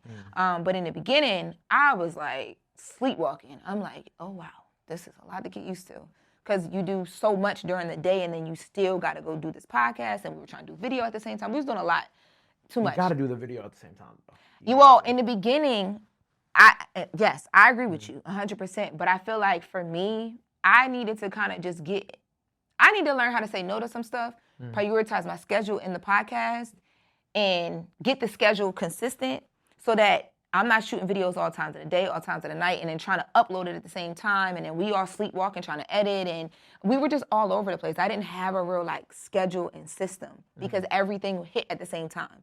It was like Breakfast Club, then everything with Jess, then the podcast, then because everything was exploding, people were like, BET's like, hey, come do BET Talks. I'm there until 8, 9 o'clock. Yeah. It was just a lot happening. And I had to learn, like, yo, your podcast is not like a side gig. Yeah. Like, you have the opportunity to really run it up, get you a schedule. So I used only doing audio to really get a schedule. And then learn what I needed in a space as well. And then now we got the space, we got the video. So I do my uploads, and I'm just kind of like step by step. And even though you know so much going into it, because we grew up content. Right, yeah. Like, we grew up on the internet. So you know it's really easy math, but the business behind it of, like, now you got other people you got to incorporate, like editors and stuff like that, so they need clockwork a bit until they can learn you enough to when you're not clockwork, it doesn't like scare them or doesn't frazzle them where they can't do their job. Yeah. I had to get that down pat first. Yeah, that's, I think, is like the toughest part, is like just finding the routine. Yes. 'Cause even with this podcast, we're still finding the routine of getting everything done and on a week-to-week schedule and all that, you know, all that fun stuff. 100%. Wait, what's a day in the life for Loren then? Because you talked about your schedule, right? And trying to fit everything in, but also prioritizing your mental health. Like, what is like your day? Like, what time does your day start? My day starts around 3:30, 4 a.m. Jesus, that's when I go to sleep. You know what's crazy? I'm a night person, but I always keep having like morning jobs because TMZ will wake up early too because TMZ, they work off of the East Coast schedule. Right, yeah. So like 9 a.m. is like 6 a.m. for them. Yeah. So I wake up around that time. At that time, I'm up, but I'm not like up yet. So like I'll pray, thank God for waking me up, you know, all those things. And then I get on my phones, I see what's trending. Like, because throughout the day, I'm sending stories to like a chat with like the producers. Yeah. So I can like make sure I like bookmark. That's why I wrote down that story before I forgot it. Right. Because like here's everything I know I need to focus on, I need to dig more on, or just I can talk about it surface level just because it's big enough to do that. So I'll go back through like trending. So I'm looking on Google Trends, I'm looking on X, I'm just looking across like different .coms that I watch just to see if anything new happened or if there's any new story. And then I'll figure out like, okay, what does my first maybe 2 hours look like? So like my first segment is at 6:50, my second one is at 7:50. So then I'll start thinking about that. And then I might be thinking in my first segment, what am I gonna pitch? Like, what's my like tease that's gonna get the people into that first segment? So I'm thinking about all of that while I'm getting dressed. And then I get dressed, head out the crib, I get to the Breakfast Club. Show's live at 6 a.m., but I'm not full show. I only come in for my feature, which is my segment, The Latest with Loren Lorosa. Yeah. So while they're starting full show, I'm listening to the show just because in case they need anything, like I like to, if they need something, I'm gonna hop in. Yeah. So I'm listening to the show and just to know what's going on while working with the producers to prepare audio, all that. So I'm at the Breakfast Club. If we have interviews, so probably like 12, sometimes 12:30, we have a producer meeting and then I'm out. I go shoot my podcast, whatever is left over from the day that I didn't touch on the Breakfast Club, or sometimes there will be things that I think is really, really interesting, but I'm like, there's so many other things that fit Breakfast Club's room better, but this is a great conversation to have on the podcast. Or it might be good both, but it's stronger on the podcast and I can flesh it out better by myself than in the room with everybody, you know what I mean? Whatever. So I'm then driving to the podcast, and in my mind, I'm figuring out, like, what didn't we touch? You know, if there's news breaking, am I going to get into it breaking right now on the podcast? Or am I going to hold that for Breakfast Club? Like, then I shoot the podcast. That probably takes me about maybe an hour max. I can really shoot it in 30 minutes because I come prepared, and it's literally just, like, quick bites. But we give ourselves an hour for that. After that, I go home and I'm back working on stories again. Or like I'm working with like my team on like maybe we have like some brand stuff I'm supposed to post. Cause like I've been doing a lot of brand collabs on like Instagram and stuff like that, or TikTok, X, wherever. But I'm back, like when I leave here, I call it my newsroom hours. So I'm reaching out on stories as much as I can. Some days I don't get to reach out as much because I have so much other things that's happening. But I'll try and like, even if I can't reach out or if I am reaching out and I don't get an exclusive, I'll try and just like watch an interview. So if an interview's 2 hours, I want to watch the full 2 hours. And what I try to do is like if all the websites are covering this one thing, unless it's something super major where I have to cover, it's a miss if we don't, I try and go the complete opposite. Like what else is in here that is newsworthy that like the world just hasn't, like they just haven't done a due diligence to find it. Right. And then, but that means I got to watch multiple interviews that are like an hour to 2 hours, or I'm sitting on the phone with attorneys or publicists or managers, or I'm just low-key refreshing websites for like 3 hours and just figuring something out. Like I just act like I'm in a newsroom. Doing a 2-hour interview is crazy. I don't know if I have like, that's why I got so much respect for you, because like I try to sit down and watch interviews sometimes and I got to watch them in like bits. Oh no, that bothers me. I need to just get it over. Like I need to see the conversation in. I think my attention span is just shot. I think that's really what it is. Yeah, it also too depends, or because if you're interested in it, then you could. I mean, also that too, yeah. If you're interested in the conversation's good, but I've watched things where I might not be interested, but I know maybe someone in the room might be. But I don't know. I just don't like not knowing things. I get really nervous if like I'm going in to do the segment and we're talking about an interview that I didn't watch in full, I'd be so nervous. I'd be like, oh my God. Please don't ask me something I don't know. Oh my God, I hate that. I hate that feeling. I don't make that a habit at all. But every now and then there might be a clip that's picking up, and it's like, let's just grab this because it's picking up now, and I don't want us to miss it. And then I can come back to it later. But I would rather, because also too, I want things to be in context. Yeah, and sometimes things are taken out of context once they hit the internet. So yeah, but something that especially this last year that you did so well, and I think was honestly, you talked about your breakout moment on the Breakfast Club like the first week, but like your coverage of the Diddy trial. Yeah. Like I ain't gonna lie, you became like, at least for me and my friends, like we just went to your page for all the updates. That is so crazy too. Because like I was just like, everybody else who was posting, I'm like, this is like a lot of like fluff and like. It was just too much. But like I felt like when we went to your page and we watched your coverage of the trial, it was very like cohesive and kind of what I mentioned, like cohesive. We were able to understand. It got to the point. Wasn't too much fluff in between. You gave your personal opinions and then you moved on. And that's what I really appreciated about your coverage. And I know because especially during that time with the podcast and the Breakfast Club and everything, I know that time was even more tumultuous for you. We were barely sleeping. Exactly, because. When I say we, it's me, Patrick, my camera guy, and oh, you were there with her? He would come and meet me outside of court, and then from there, unless it was something that was happening to the point where like I'm like, yo, I need to do this on my phone right now. Like you get here, we'll figure something else out, but I need to do this right now. Were you able to get in every single day? Because I know not in the main courtroom. Because it was a spillover room, right? Yeah, not in the main courtroom. No, a lot of the times I was in that spillover room, but there's no video that you can watch anywhere. So being in that spillover room, you're watching it on a TV, so you're there for everything. Like you're seeing. As much as you can see, it is different being in the main courtroom, but you're seeing everything that like you'd have to read tweets via like inner city press to even understand what's happening. And I like being in things and experiencing it, and that's why I watch like full interviews. Right. Because I feel like a lot of times I'd be noticing like my take on things is just so different than other people's. And I just don't understand why people don't see things the way I see them. But I stopped trying to figure that out and just being like, well, here's how I see it. Yeah. And this is what actually happened. Right. So when I would be in the courtroom, I would literally just watch. Like I was watching a TV show, and I would just take notes on things and just retain as much as I could. But it was very like, because I was doing Breakfast Club that morning. Yeah. I would pre-tape my last segment sometimes if I needed to, depending on like what time court would start. Going right to court, I'd be in court until like 5, 6. Jesus. I would go eat. We would have to do the podcast. Like if we didn't record anything outside of court, where I could just use that audio for the podcast, right. I would still have to go home, record the podcast. Sometimes I would do video in my house. But like, yeah, we was just trying to get it out and up. Like that was like our biggest thing is like, yo, people, especially once it started, like when people started like looking for it, like once I realized that, I was like, oh, okay. But I do remember there was a couple days that like I took off. I think there was like a good 3-4 days, 1 week that I took off. And I was just, because it wasn't as much going on that week, and I just needed to catch up with myself. I needed to sleep. I needed to like, I'm like, yo, I don't know how attorneys do it. You were talking about like your opinion. What do you feel like were some of your opinions about that trial that differentiated from other people's? I remember the first video I posted when I mentioned that the sex worker had said that Cassie told him to pee on her. And I was like a woman hater. I didn't value women and victim stories. And I'm like, none of that is true. I'm just telling y'all literally what the man just said out his mouth. Yeah. And that's the way I looked at it. I'm like, I'm literally just repeating everything I heard in court. Yeah. Verbatim. So that was like, I'm like, okay. And then you was like, chill. Everybody gotta chill.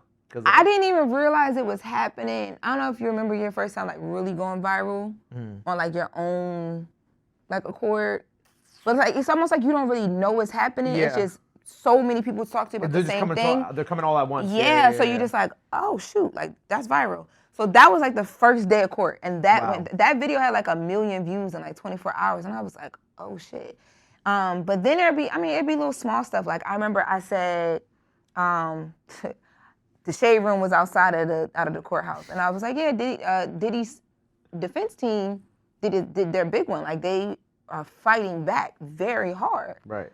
But they're gonna try to throw the book at him. He is not walking from this. They're gonna sit him down. You want a black man to go to jail? And like, cause there was that whole other side of it. There were people who to this day still feel like this was like a setup by a man to take a billionaire down. Like, so then you got those people coming for you as well because you're just telling the truth of like, yo, it might not be all the time we think, but I don't think he walking from this. Or you got like the what did somebody say? They said the Frico is not a Rico. So I seen somebody say that online. But even with that, I was very honest about, okay, I'm sitting in court the first week and I'm like, okay, I see what the prosecution's trying to do here.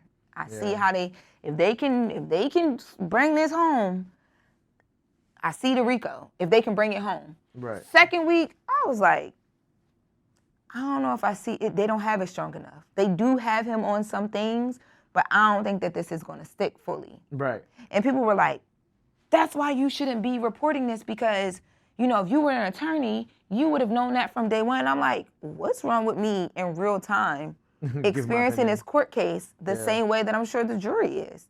As the information changes and or lack thereof, your opinion about things change. The way that the legal teams were approaching things were changing as things were changing as well too.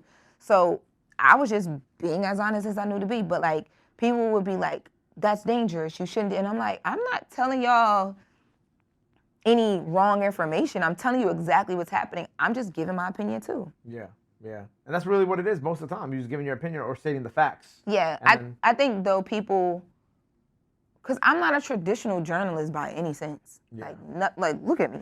Like, nothing about me is traditional journalist at all. I've never stood on that whatsoever. So when people, I've always been opinionated. Honestly, sometimes too opinionated. That's been my problem sometimes. That's what ended me up in a room like a TMZ, and I was able to do well there because nothing about that platform is traditional. That's what, you know, when I got into the Breakfast Club space, I think that's what kind of made it like, okay, this girl has something because I'm able to do all of the other things and the storytelling and the breaking the stories, but also there's an opinion there. And if I feel a way, I'm going to say it. People are not used to that. But it became my calling card, and I just leaned into it. What do you feel like is like the difference at this point in time, like between like the journalism you do and like because what I'm trying to say is like what does journalism look like now? You know what I'm saying? Because it's like you're talking about not being a traditional journalist, and then you know you have people online, especially in like now they're like, oh, especially with music journalism, they're like music journalism is dead, da da da da da. Like I don't believe that. What is like your overall like outlook on like what journalism is in 2025, 2026 now? I think it's in different forms and in different ways. Like I think you have, depending on what the topic matter is, you have people who are like deep in, like the go-to people for that. Who like once that thing is over, you might not ever check for them again. But that's because social media has become the way that people get news now. Versus back in the day, you had to turn on like your CBS, your CNNs, your ABCs, and whoever they have hired for those 6 years, that's the girl, that's the person. Today it's like, yo, if I take my phone down to court and I'm with Diddy, you know, in trial every day, I could become your go-to. After court's over, you may never, you know what I'm saying? You became all of our go-to. Yeah.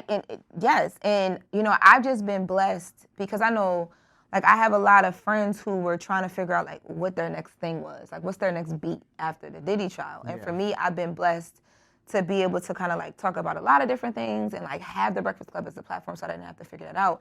But to answer your question more specifically, I think that media today it just doesn't fit in a box. I think it's all over the place.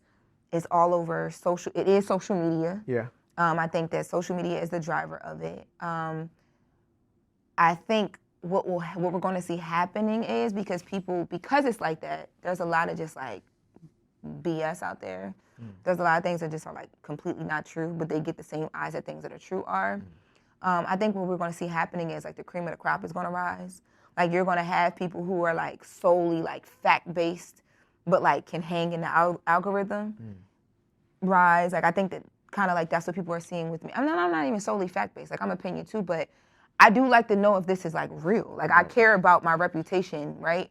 But then I think you'll also have people who are just solely opinion and like entertainment, and they'll rise as well. But like what'll happen is a lot of the noise will get like pushed out. So like people who are only doing things for clicks and not truly entertaining and can't truly capture an audience with just a camera on YouTube, right?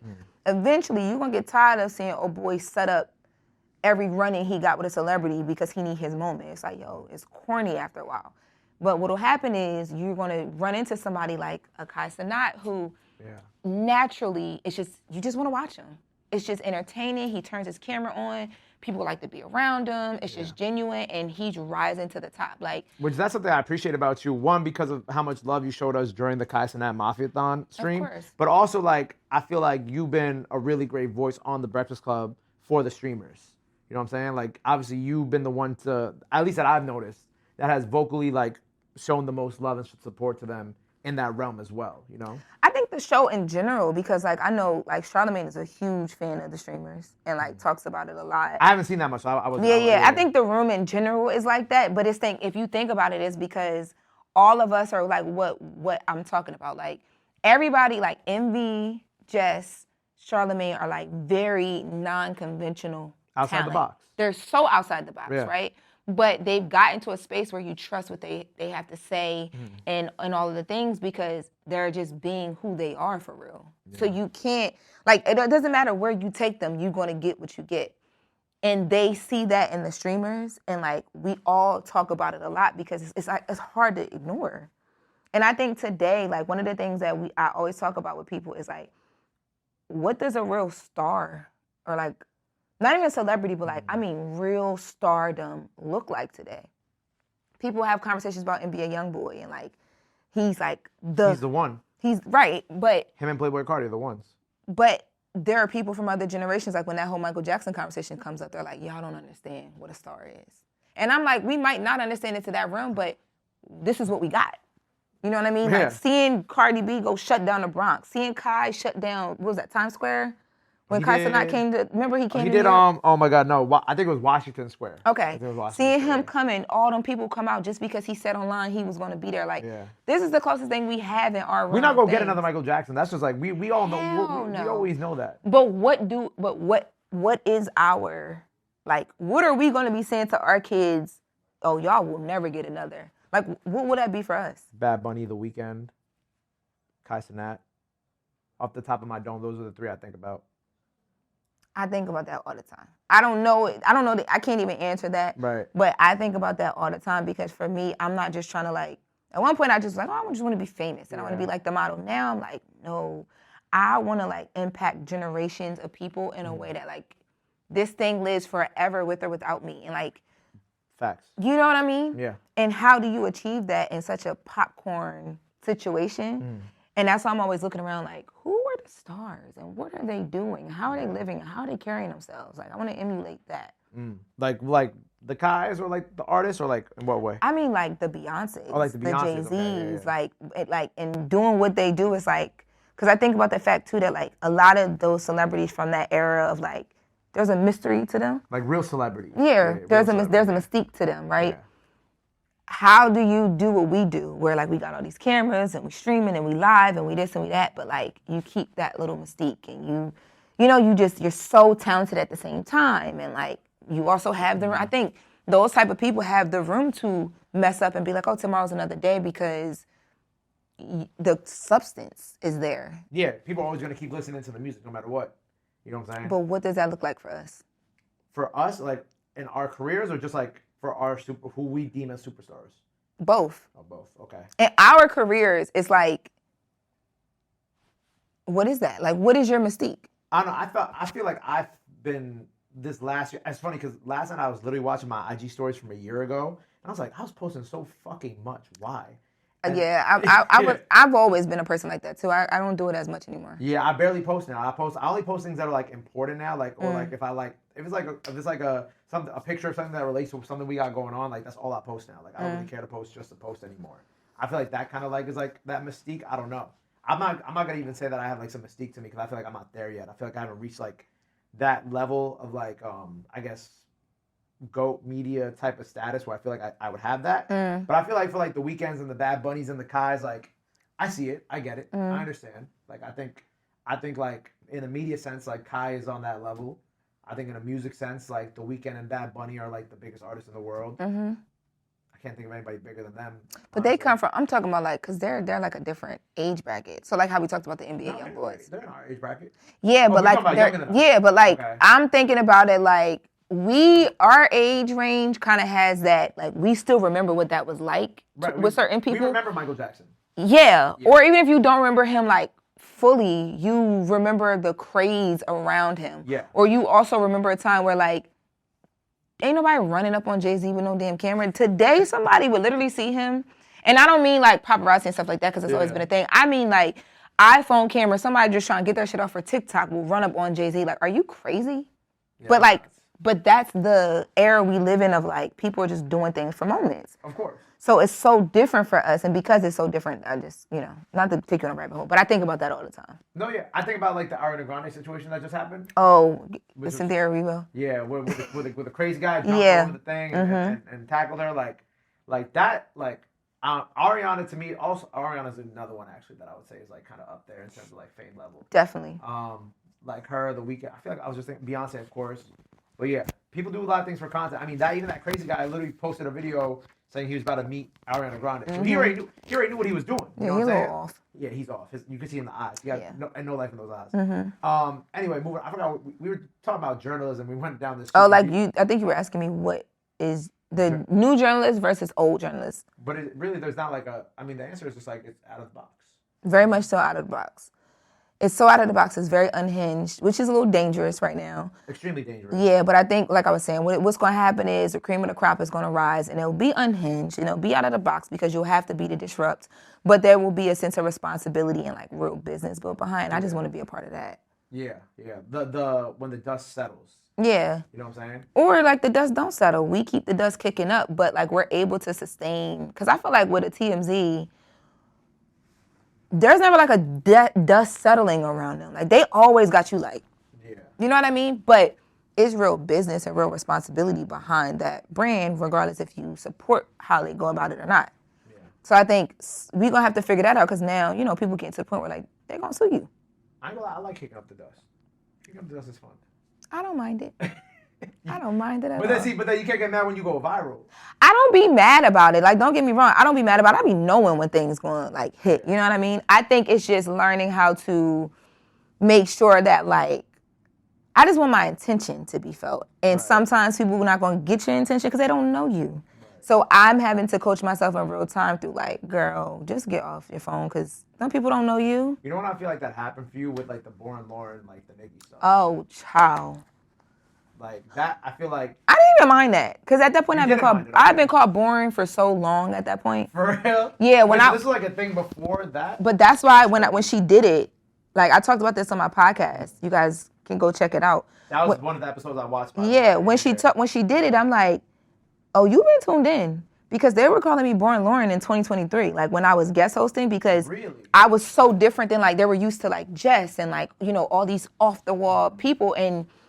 I'm learning how to be a personality and I'm a lot better at it now. But like, I was just there like, okay, here's the story and let them do their thing. Like, so people would say I was boring.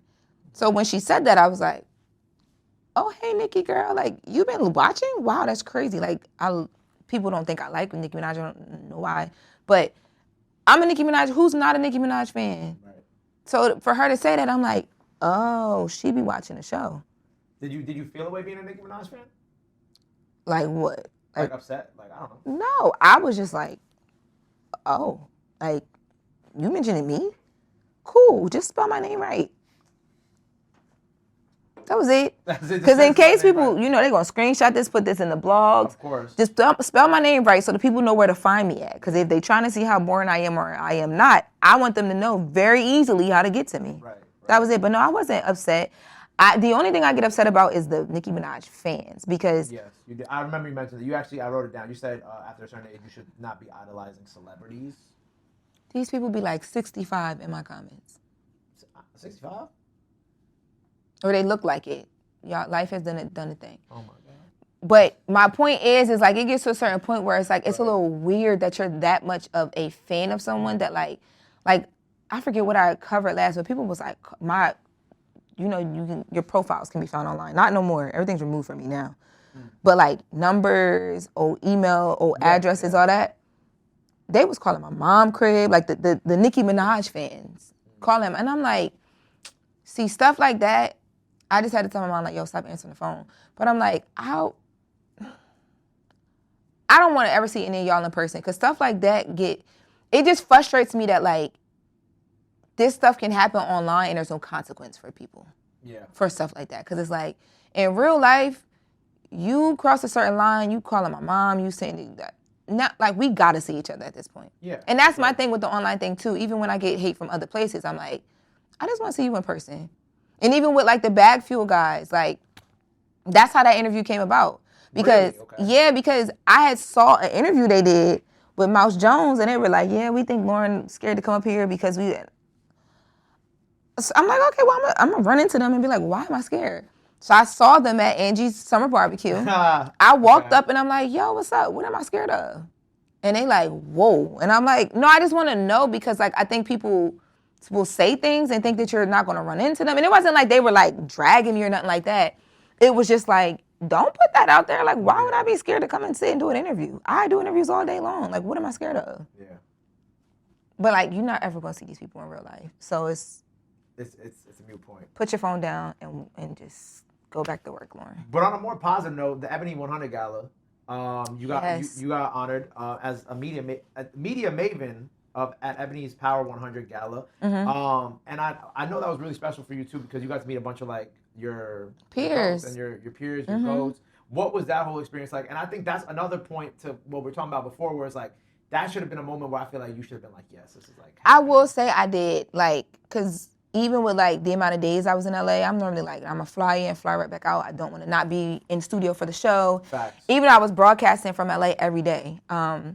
I did enjoy that. I went there. We did a dinner with friends prior to, and like it was like everybody that like has really been with me. Like, I mean, really been with me. Like people that I grew up with.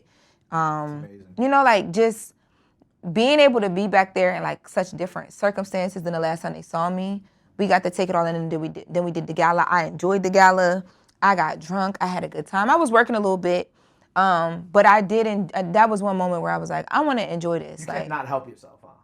No, because it's like a part of me was a little bit nervous because I'm like, and I think about this all the time too. Like when people throw these things at you, like media maven and all this stuff, I'm like, oh, that creates such an expectation. Like, what happens when you like don't hit that expectation? So I've always been like not really like leaning into that type of thing. And it's not even that I'm not leaning into it because I don't believe it. Like I know I'm good at what I do. I'm just always like, I'd rather show you better than I can tell you. And sometimes I feel like when I'm doing these interviews or these little honored, like you know, dinner things and being honored for things, it's like, yeah, but that's not the work though. Like, you know, so I always get a little bit nervous about that, like doing too much of that stuff. Yeah. But this one time I was like, no, girl, you gonna go and you gonna do it and you gonna look good and you gonna enjoy it and period. It's your thing. Go ahead, take it in. That was the one time that I did that. Was there anybody that you were starstruck by that night? The Girlfriends cast. Anytime I ever see them, I'm like that. But to like, they were like standing in front of me. I didn't even know what this. Like I have a video I posted on my Instagram. I was just standing there for a second. I was like, oh. You was like frozen. I wanted to be on that show. I wanted to be them. Like, you know? Yeah. And then their energy with each other is very like what you watch on the show. Like it's like but it's like a bunch of girlfriends linking up. It's a reflection of them. Yes. Yeah. So if you in the middle of that, after watching, literally growing up on that and then rewatching it as an adult multiple times, you're like, yo, this is not happening. Iman, she was there. She received, I believe it was an Icon Award. I think I saw that on Twitter. Yeah, she was there. And like, you know, because my background is in modeling and the whole background story with like her being one of the faces I saw and being like, oh, I got to go to LA because Rihanna just modeled with her. That was like surreal for me. But yeah, and just some conversations I was having there, like people that you just don't even think, like you're on their radar. Yeah. Uh-oh, no pun intended. That's okay. You're on their radar, and then you meet them and they're like, you know, just making sure that like they fill you up because they know what it's like to kind of like be in this like empty space of like, this is just the industry. We don't really have to talk to each other or like each other. We just got jobs to do. I feel like nowadays so many more people are like, nah, we're not doing that. Like I want to tell you like, yo, you're doing really well. Yeah. I know it can be tough. I know it's not the transition between nobody really knows to everybody knows and there's no in between. I'm lucky to have kind of like fake artist development with like Charlotte and Envy being there and being so like, no, boom, like hands on with like, you know, Yeah, but that transition still personally is a lot to walk through. So being able to be at the Ebony Power 100 and have conversations with people who are like, out of here. And they're like, yo, I suggest this. What about this? Have you thought about this? You business management, you got finance managers. Like, what do you do? Where you put your money? Like, and it's like a thing of like people just really want to see you do well. That was like fire to be a part of. I love that for you. Well, I got a few of your tweets here too. Nothing bad. It don't matter. Nothing bad. We're gonna run through them. So Okay. I was actually there for this. The Cash Money versus No Limit versus. Master P doesn't get the praise he deserves for what he did with No Limit. Yes. Why do you feel that way? I feel that way because I don't think people really understand what it's like to have zero and take it to like to do everything he did just solely off of a dream in the mix of like nothing. Like he's literally like he's starting from like figuring everything out by himself. Right. Business, acumen, like there are so many stories of people who like think about everybody you know from your neighborhood who was great at something and was supposed to make it out that didn't. Right? And when I look at somebody like Master P, I'm like, man, like not only did he make it out, but he became like this super rich, powerful person who also changed all these other people's lives. And then the business model of what he did, people took that and duplicated and then went and changed a whole bunch of other people's lives. Yeah. Like without social media, like foot on ground. If some people had to work as hard as I'm sure he had to work today, they wouldn't even exist. That's a fact. You know what I'm saying? And I think, and he did it during a time where like, it's so hard to do something that like you don't have the person to point to say, or to pick up the phone and call, like, yo, I need help.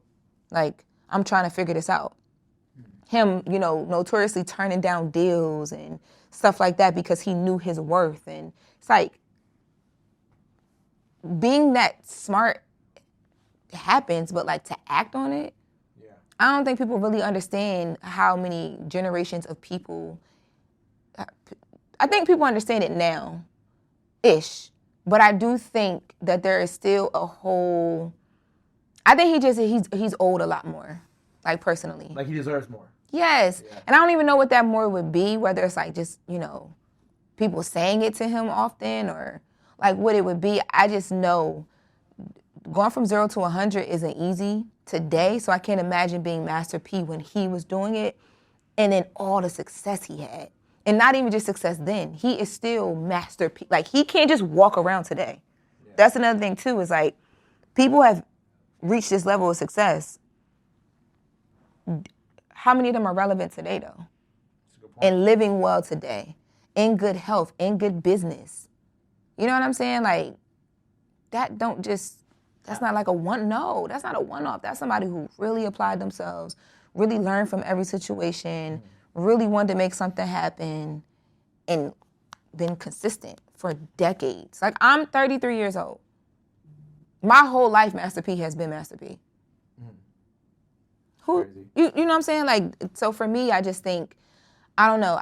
Sometimes I feel like when people have these certain conversations about who the GOAT is in certain things, especially in business too. I think because people see him do a lot of different things and a lot of different products, she's like, oh, that's Master P doing another thing. And I'm like, do you know how freeing it is for him to wake up and decide he wants to go do whatever product and be able to pick up the phone, have the resources and the capital to do it as a black man from where he's from? Right. People don't... Yeah. It's incredible. That's a good one. What else we got? Okay. This is like, which one do I want to do? Oh, you said some like motivational Loren, right? Keeping my focus on the things I can control and disconnecting from the rest has benefited me so much this year. How and why? Because of everything we've been talking about. Like, you only can do as much as you can do. And you got to know at the end of the day when you've done all that, or even if you don't. Some days you might not be at your 100%. You just got to know, like, yo, it's not, the day has gone. There's nothing you could do about that. All you can do is get up tomorrow, be like, I learned from yesterday, bet. So 100%. So on the days where I'm able to do that well, my peace of mind is great. I'm able to just like lock in and then keep doing what I'm supposed to be doing. Right. Amazing. You also, well, this one kind of relates to that. Disappointment has to be a form of grief. They feel the same, just lingers until you become numb to it. Yeah. I think with that one, like one of the biggest things that I had to learn in being the oldest child, especially the oldest girl child, is that everything is not always going to be what it needs to be, but you still have to keep going. But it's this weird thing of like it's almost like being a parent, and I don't have kids, but I've heard my friends who are parents say this, like no matter what is going on in your world, your kid, like you could be broke down crying, your kid is knocking on the door because they're hungry and they want to hang out with mommy. And there's a form of like, I feel like when you're grieving something or someone, it feels like that, where it's like, you still gotta go to work, you still gotta live your day to day, you still gotta get up, get dressed, like you gotta keep things going or everything tumbles. So when you're putting your best foot forward sometimes, or you're involved in like relationships or friendships or whatever, and things don't work out the way you want them to, life's still gonna go on, and you still have to figure it out. And that's grief. Like there's something to, I can't take the time to like stop and really feel how I feel, or even if I do, that feeling doesn't go away. But I gotta just continue with my life as if this thing is as perfect as I thought it was going to be. Right. It's a good way to put it. This one's a little bit longer. You said, I hate to see beautiful women who are more than enough, often too good, waiting on men who are insecure, egotistical, broken, and committed to never changing while embarrassing the fuck out of her. I was talking about somebody specific there. I'm trying to think who. You said, I've been here, and when I got out, I promise I'd never ever go back. I pray every woman finds the strength to walk away from anything running her around in circle, depletion, and not completion. And then you said the same thing for men as well. Oh, I think, you know what I was responding to? What? When that Young Thug jail call leaked, when he was telling that girl, the other girl that wasn't Mariah the Scientist, that he loved her and he wanted to have babies with her. I think I felt that oh my God, in my soul. Because I'm just like, yo, love Young Thug as an artist. Think he's, I'm glad he's figuring it out and they're figuring it out. Yeah. But in that moment, I was just like, man, if he don't realize the gem of a woman that he has, I hope she realizes it. And if she chooses to stay, I hope she holds herself to the regard where he has to level up and realize it. And if Which one, Mariah or the other girl? Mariah the Scientist. Mariah, okay. Yeah. Okay. And if she chooses to leave, I'm not mad at her about that either, because like you gotta think about everything, like, and again, I don't know them personally, but I'm just thinking about for my own self. Like there's been so many times where young to old, where you're dealing with men and some of the things that you're going through, you just like, is this real? Like I know that like nothing about me is giving you the energy to like think that this is what I want to put up with, nor what I want to allow, nor what I deserve. But you're so in love, and you're just, you're just as a person, you just want to follow through what you started. You put yourself through so much, and it depletes you at the end. And it takes you away from like who you are, what your artwork is, like, And I just was watching that play out, and I'm like, damn. It's like when people lose themselves in relationships, and they kind of forget like the things that they, like you mentioned, like the art or like what they have to do before. I was just watching that, and I'm like, yo, I know everybody go through their shit. Mm-hmm. And, I be going through mine, but I always want to remind myself that, like, there should be a level and a line of, like, yeah, but I ain't going there no more. And to go through that on such a public, where it's like Shade Room, Baller, everybody, Twitter. Yeah. Where it's like, it's different when you can go through things and, like, it's in your household and y'all figure it out. Yeah. But to go through it publicly like that, especially, like, privately, it's hell. You sliding down the wall. To go through it publicly like that, I'm just like, man, I felt bad for her in that moment. Yeah. I felt real bad for her in that moment. I can't defend that. As a man. Yeah, he can't either. He's had to come out and apologize, and you know what I mean? And if they figured it out. Doing what he's doing to try, Yeah, but I'm not knocking that either. Because I think if somebody can figure it out and get to where you don't have to feel that way again, more power to y'all. Like, but. It is what it is. Yeah, in the moment, I was just like, damn. Now, like, when her phone call, when Mariah's jail call leaked, and then her jail call, I was like, oh, man. Yeah, for me, it was the I love you and the kids conversation. I'm like. That was a rough couple weeks on Twitter.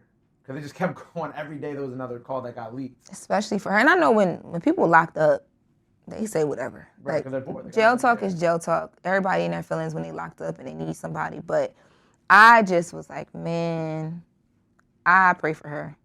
Yeah. They got to be tough. This other one, So Smart, you talking about Bad Bunny. So Smart, the residency was not only amazing but but practice for the biggest stage. Yeah. About the Bad Bunny residency. Yeah, people got so mad at me when I did the the clip where Celia, shout out to Celia from TMZ, she ran into Jay-Z, and Jay-Z was like, no, they just, whatever, they gonna love him. Like, don't let that, let the noise get to you, basically. Like, they gonna love him, they gonna see. And people were mad because I was like, I finally believe that Bad Bunny gonna break all these records. Kind of like trolling, because it's like. What was that like? Did you actually mean that at that moment you felt like you finally believed, or did you? No, I knew it before then, but I trolled it that way because I felt like it was kind of crazy to me that, like, when the news broke, how much negative feedback it got. Only because I'm like, yo, he's been setting the stage for this for a minute. Yeah. Like, even if it's unknowingly, like, but when I was in Puerto Rico when his residency was there, I didn't get to go. The tickets, we were trying to go. The tickets were so expensive because people were reselling them. Yeah. I went. It was the best show I've ever been to. That's what I heard.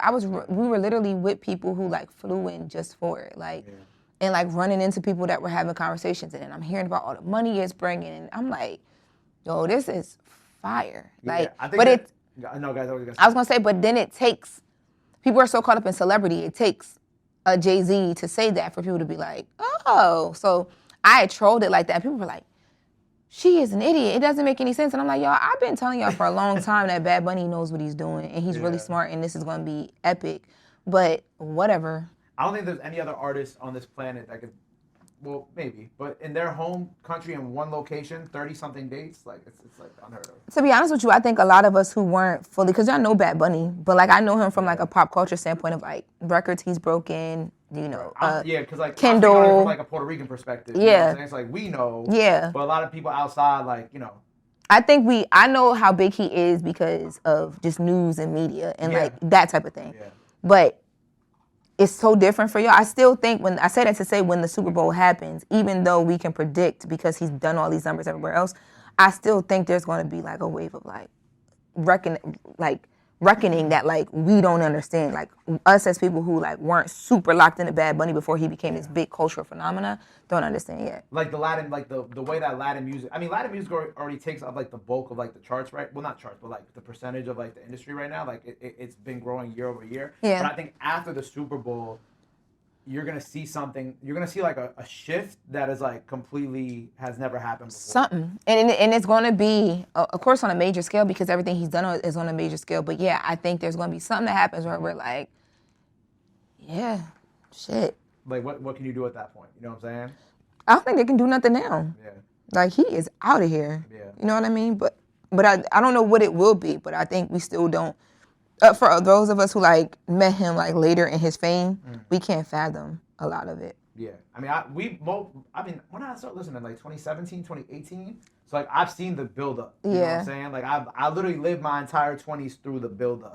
So like, and then being where we are right now, and actually going to the show and being there with like everybody else and experiencing it, it was just like, I don't want to compare it to Michael Jackson, but it was like a spiritual experience. You know what I'm saying? Like that's what it was, and that's what I'm excited for the Super Bowl because I'm like, everybody's gonna see what the rest of us have been experiencing this whole time. But now I'm like, I'll go, and it just makes sense for the NFL because the NFL doesn't.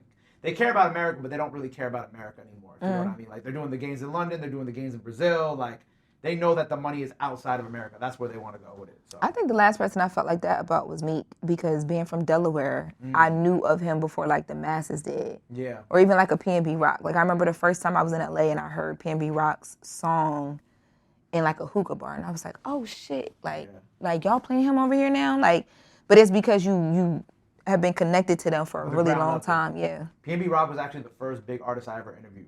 Oh wow, really? I was 18. I was 18 or 19. Wow. Records brought like the college radio station to there and they let me interview him. That's fire. First big artist and like a week or two before his passing, he had finally like hit me to come do this.